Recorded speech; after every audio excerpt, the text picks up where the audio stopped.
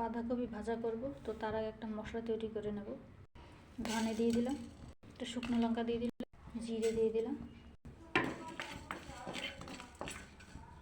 এবার গোটা দারচিনি, শুকনো লঙ্কা, তেজপাতা আর জিরে দিয়ে দিচ্ছি।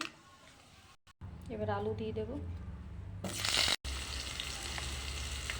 নুন দিয়ে দিলাম। এবার বাঁধাকপিটা দিয়ে দেবো, আজকে আর ভাপাইনি।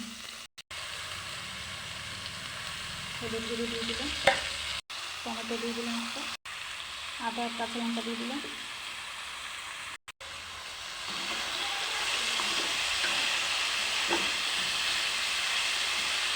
একটু জল দিয়ে দেবো,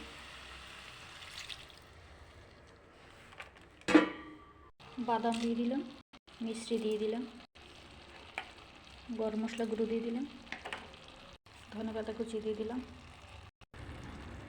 ভাজা মশলাটা দিয়ে দিলাম, ঘি দিয়ে দিলাম, সব মোটামুটি দিয়ে দিলাম, হাতের কাছে যা পেলাম মশলা। তো গরুর খাদ্যের মতন ভালো হলে তো ভালো, বেশ এক থালা ভাত খাওয়া যায় শুধু এই দিয়ে। আর ভালো না লাগলে তখন একদম এত বাজে লাগে, আর একটা কিনবো না বাঁধাকপি, এরকম একদম না হলেই নয়, তখন কিনবো।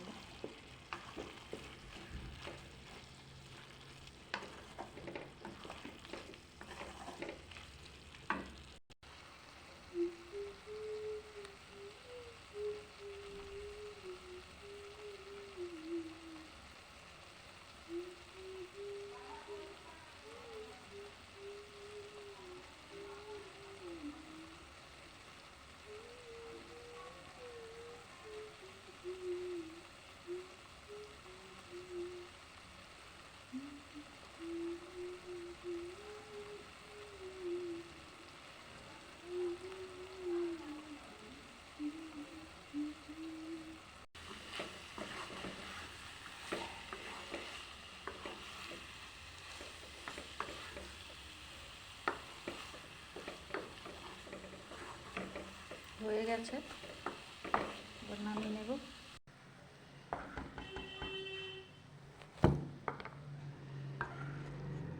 আজকে একটু ভেজা ভেজা রেখেছি, একদম ড্রাই করে ফেলিনি।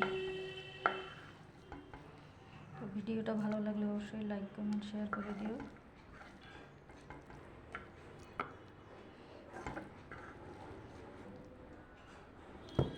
আর আমার চ্যানেলটা সাবস্ক্রাইব করে দিও।